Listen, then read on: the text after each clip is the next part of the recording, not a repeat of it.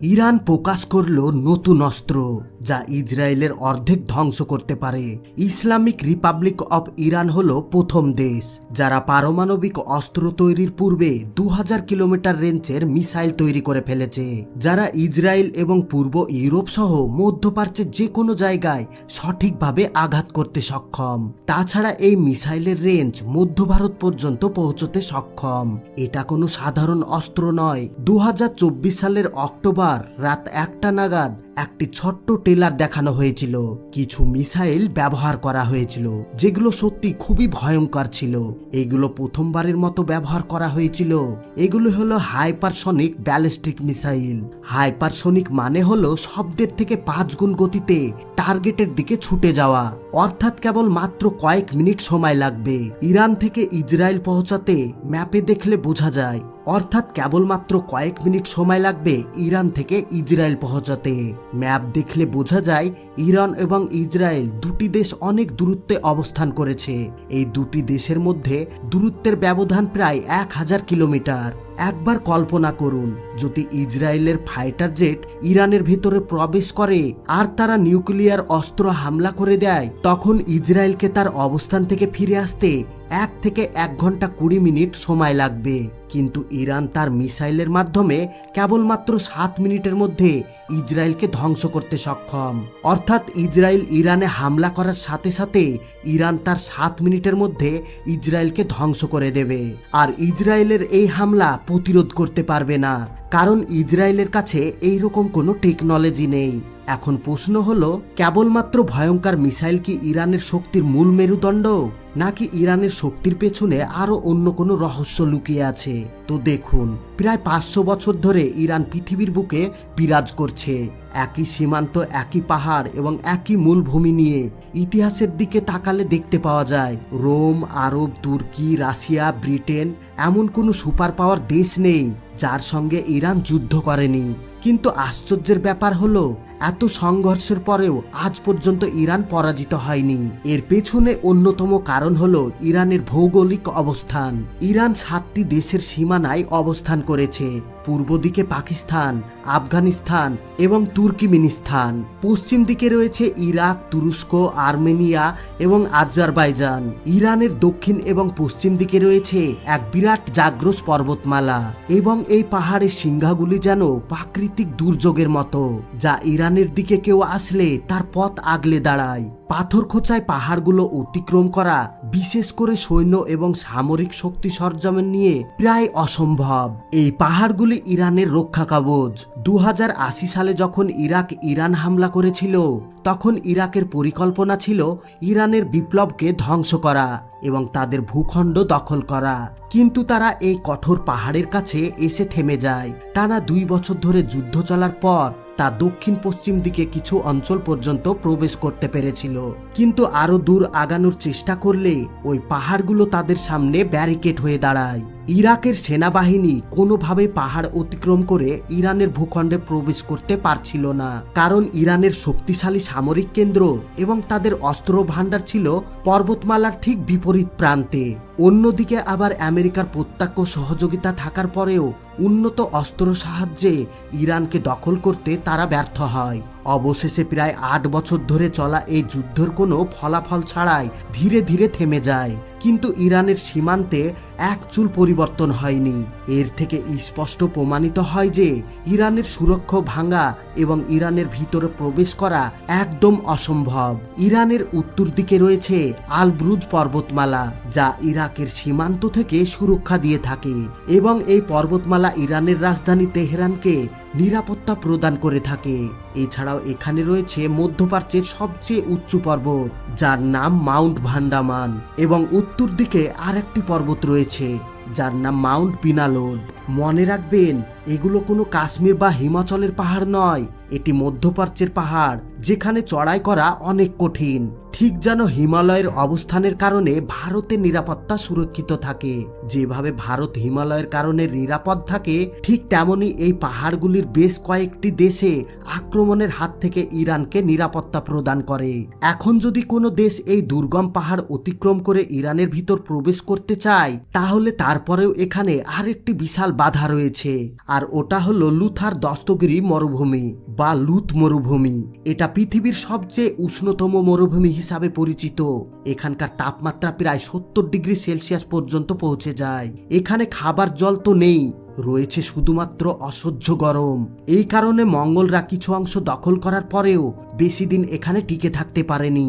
তারা বাধ্য হয়ে অঞ্চল ত্যাগ করেছিল।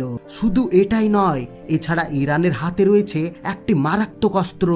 ইরান চাইলে পৃথিবীতে তৃতীয় বিশ্বযুদ্ধ শুরু করতে পারে। ইরানের উপকূল 2500 কিলোমিটার পর্যন্ত বিস্তারিত। এটি দুটি সমুদ্রের মাঝে বিভক্ত এবং এই দুটি সমুদ্রের মাঝে রয়েছে হারমোজ প্রণালী। এটি বর্তমানে ইরানের একমাত্র মূল শক্তি হিসাবে বিবেচিত হয়। যদি ইরান তার নৌবাহিনীর সাহায্যে এই পয়েন্টটি ব্লক করে দেয়, তাহলে গোটা বিশ্বের অর্থনৈতিক মুখ থুবড়ে পড়বে। কারণ এশিয়া, ইউরোপ, উত্তর আমেরিকা এবং অন্যান্য দেশে যাতায়াত করা হয় এখান দিয়ে। এই প্রণালীটি 33 কিলোমিটার চওড়া, আর এই জায়গাটির মধ্যে রয়েছে কেবলমাত্র 2টি শিপিং লেন, যা কেবলমাত্র 2 মাইল চওড়া। একদিকে রয়েছে আরব রাষ্ট্রগুলো, যারা আমেরিকার প্রধান বন্ধু দেশ, আর অন্যদিকে রয়েছে ইরান এবং হরমুজ প্রণালী। কৌশলগত গুরুত্বের কারণে ইরানকে যেমন বাড়তি সুবিধা দিয়েছে, তেমনি আমেরিকা ইরানের লাগাম টেনে ধরার জন্য তীরবর্তী অঞ্চলে কিছু সেনাঘাঁটি স্থাপন করে রেখেছে। ইরানের প্রভাব বিস্তারকে দমন করতে পারস্য উপসাগর এলাকায় আমেরিকার বিশাল সামরিক স্থাপন রয়েছে।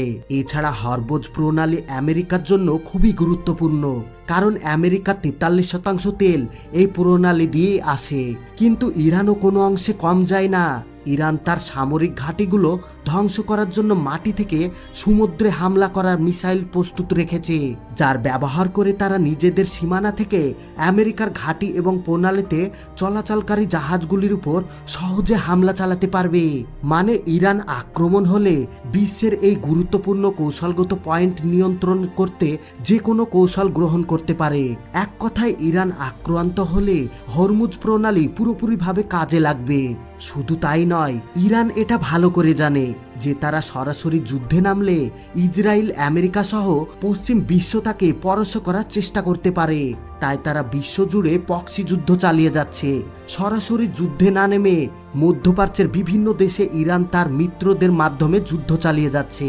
ইরান এমন কিছু গ্রুপকে সাপোর্ট করে যারা ইসরায়েল বিরোধী, যেমন ফিলিস্তিনি, হামাস, লেবানন, হিজবুল্লাহ, সিরিয়ার ফাতেমা, ইরানের আল হুদি এবং ইরাকের আল বাকারা।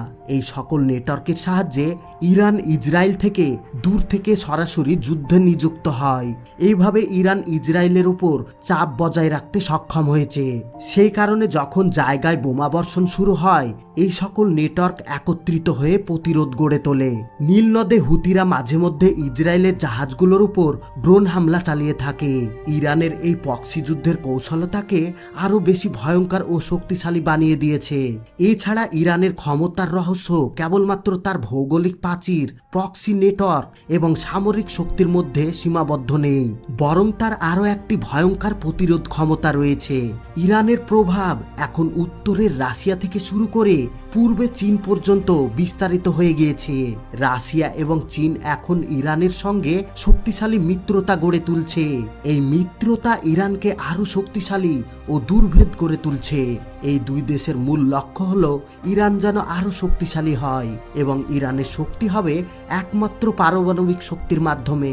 তাই এই দুই দেশ 1990 সাল থেকে ইরানকে পারমাণবিক শক্তিধর দেশ বানাতে বিভিন্নভাবে সাহায্য করে চলেছে।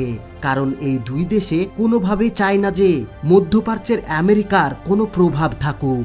যতদিন মধ্যপ্রাচ্যের একমাত্র ইসরায়েলের হাতে পরমাণু অস্ত্র থাকবে, ততদিনই ইসরায়েল বুক ফুলে মধ্যপ্রাচ্যে অধিপত্য করবে। আর যতদিন ইসরায়েল এখানে রাজ করবে, ততদিন মধ্যপ্রাচ্যের আমেরিকা নিজেদের খেয়াল খুশি মতো হস্তক্ষেপ করতে পারবে।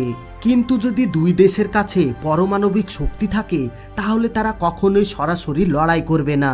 বিশ্ব তাদেরকে কোনোভাবে যুদ্ধ করতে দেবে না। এটাকে নিউক্লিয়ার ডিটারেন্স বলা হয়। যেমন রাশিয়া এবং আমেরিকা প্রায় ৭৫ বছর ধরে একে অপরের চরম শত্রু, কিন্তু তারা কখনোই সরাসরি যুদ্ধে লিপ্ত হয়নি, কারণ দুই দেশের কাছেই রয়েছে পারমাণবিক শক্তি যা উভয়কে ধ্বংস করতে পারে, এমনকি পুরো পৃথিবীকে ধ্বংস করতে পারে।